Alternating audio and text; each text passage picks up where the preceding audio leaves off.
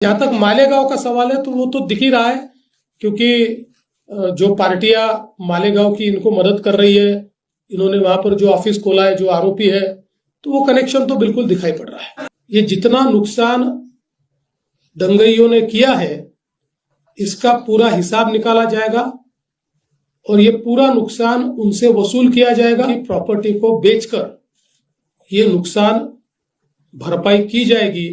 हमारी मुस्लिम भाई बहनों को जो भी आंखें दिखाएगा तो वो कोई भी हो, उसे किसी भी कीमत पर बख्शा नहीं जाएगा, माफ नहीं किया जाएगा।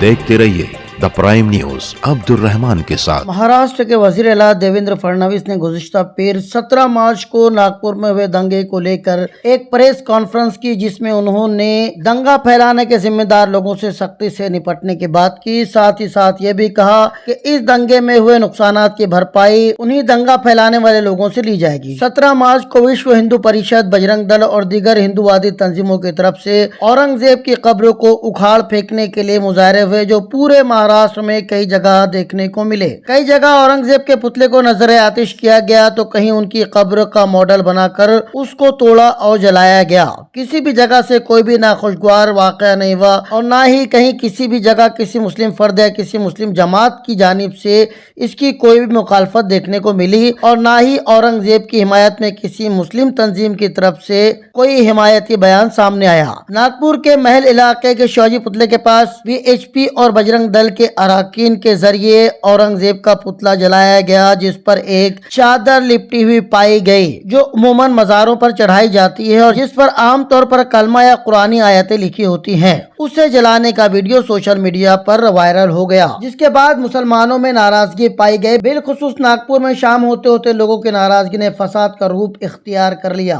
ये फसाद की आग नागपुर के 11 पुलिस थानों की हदूद तक फैल गई, जिसे काबू करने के लिए पुलिस को काफी मुशक्कत करनी पड़ी। इस पूरे फसाद के दौरान 33 पुलिस मुलाजमीन जख्मी हुए, जिनमें 3 आला दर्जे के पुलिस ऑफिसरान भी शामिल थे, जबकि 6 से 7 आम शहरी भी तशद्दुद का शिकार हुए। पुलिस ने इस मामले में 104 लोगों को गिरफ्तार किया, जिनमें 8 बजरंग दल और विश्व हिंदू परिषद के अरकान भी शामिल है। इनमें कुछ नाबालिग बच्चों को भी गिरफ्तार किया गया है। पुलिस ने इस मामले में मास्टरमाइंड बतलाते हुए माइनॉरिटी डेमोक्रेटिक पार्टी नागपुर के शहरी सदर फहीम खान को जिम्मेदार ठहराया। नागपुर में लगी फसाद की आग धीरे धीरे अफसर्द होने लगी है। कल जुमा नमाज के वक्त मुतासिरा इलाके में कर्फ्यू बदस्तूर जारी रहा। पुलिस का भारी दलबल देखने को मिला। चूँकि धारा 144 भी लागू है, इसलिए मसाजिद से जुड़े इक्का दुक्का मुसल्लियान को ही मस्जिद में नमाज पढ़ने की इजाजत दी गई। आपको बता दें कि 1992 के बाद नागपुर में छोटी मोटी वारदातें तो हुई, मगर पहली बार इतना बड़ा मामला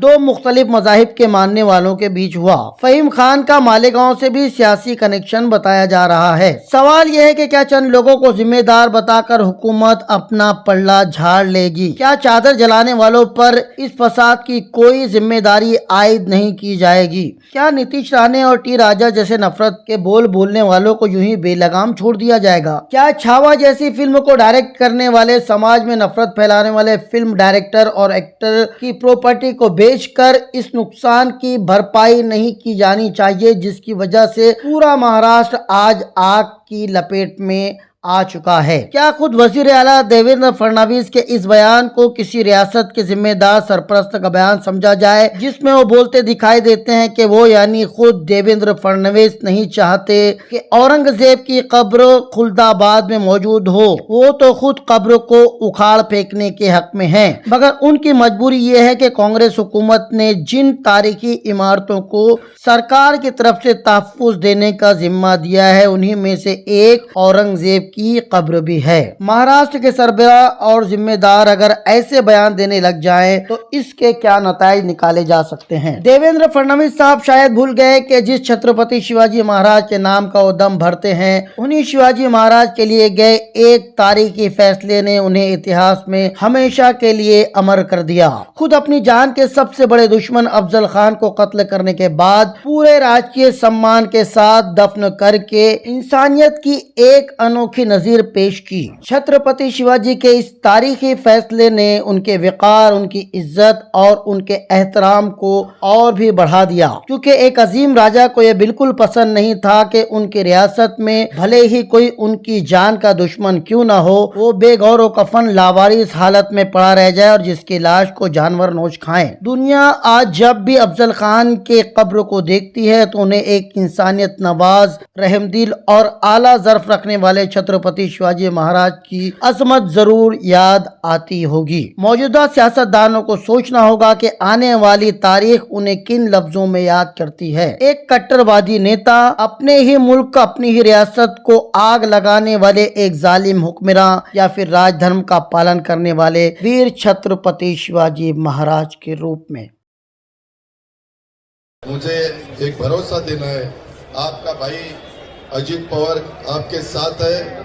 हमारी मुस्लिम भाई बहनों को जो भी आंखें दिखाएगा, दो गुटों में झगड़ा लगाकर अमन शांति को भंग करेगा और कानून को अपने साथ में लेने की बात करेगा, तो वो कोई भी हो, उसे किसी भी कीमत पर बख्शा नहीं जाएगा, माफ नहीं किया जाएगा।